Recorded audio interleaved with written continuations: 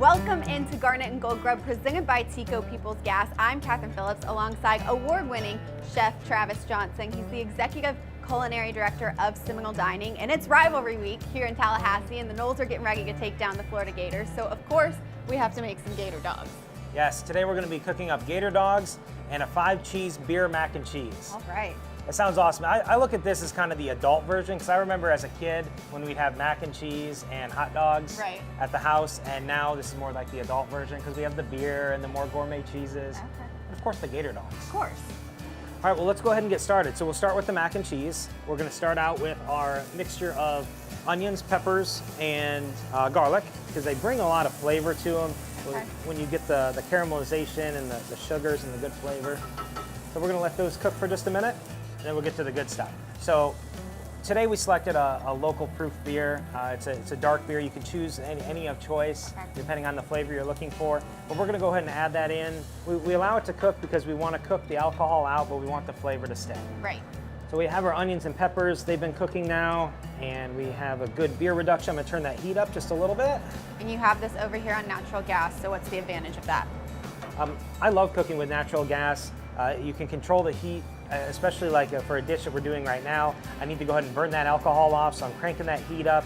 I'm putting a good caramelization on those onions, and then when we're ready to add the cheese sauce and bring it to more of a simmer, we can control it a little bit. That already smells so good. We're going to go ahead and add in our heavy cream. It has more fat than the whole milk, so it's going to hold up a little more. Now, we never want to bring this back to a boil. We only want it to be at a simmer. So we'll go ahead and fold this in. And the longer this cooks, your cream will continue to reduce to go ahead and thicken this up a little bit more, but the cheese is going to do that as well. I'm going to go ahead and add my whole milk. All right, now as this is cooking, we'll look at the cheeses we selected today. So we used a mild cheddar, a pepper jack, a Monterey Jack blend, a fresh Parmesan, and a smoked Gouda. So as this starts to warm, we're just gonna go ahead and fold in our cheese. And this is already smelling wonderful. And again, we're gonna keep this on low and just allow all of that cheese to melt and incorporate into the cream. Next, we wanna do our gator dogs. The gator dogs made up of majority gator, a little bit of pork, and some other great aromatics and fresh herbs. And today we're gonna do a pan sear on it, and we're gonna serve it on a house roll. This is a harder roll that we make in-house. It's a sourdough, and we want a little toast to it to make this bun taste a little better. So we'll put this on the top here. So for someone who's never had gator, what would you compare it to? How would you describe it? A lot of people, it's similar to eating like a southern sausage or a smoked sausage or an andouille. It just has a little bit different flavor.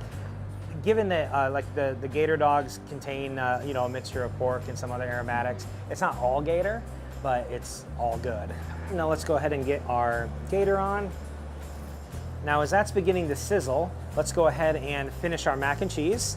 So I'm gonna grab this mac and cheese. It's been cooking down on the back. We're gonna go ahead and add our noodles. And as you notice, I've only used one pot, which makes it a little easier, makes it a lot easier for cleanup after a long day of tailgating and eating. I've got my cheese sauce ready to go. Now folding in all of my elbow macaroni. So before we put this in the oven, we're gonna just top it off with a little bit of Parmesan cheese, just so we have a nice crisp layer on top.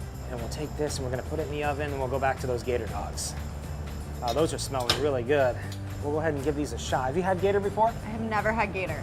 Okay, so we got a sizzling hot gator dog, and just to dress it up, give it a little more flavor, we're gonna add a little Creole mayonnaise, which is basically your Creole mustard, a little bit of mayonnaise, and some Tabasco to kick it up a notch. Okay. You throw a little bit of aromatics on there. Ooh, that looks really good. What do you think? You give this a shot? Let's go for it.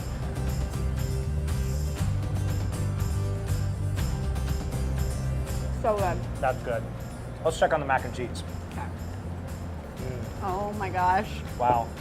Can you imagine having a scoop of that with your gator? Put it on top of it? Oh, absolutely. Again, total cook time, about 30-35 minutes. Really, when it goes in the oven, you're just melting the cheese on top and caramelizing the top because the cheese is already hot and the pasta warms up with the sauce. It's all in one pot. All in one pot. So easy. For full details on this recipe, which you definitely want to go check out, and more information on how you can incorporate natural gas at home, at your business, or at your next tailgate event, go to peoplesgas.com/cooking. It tastes like victory.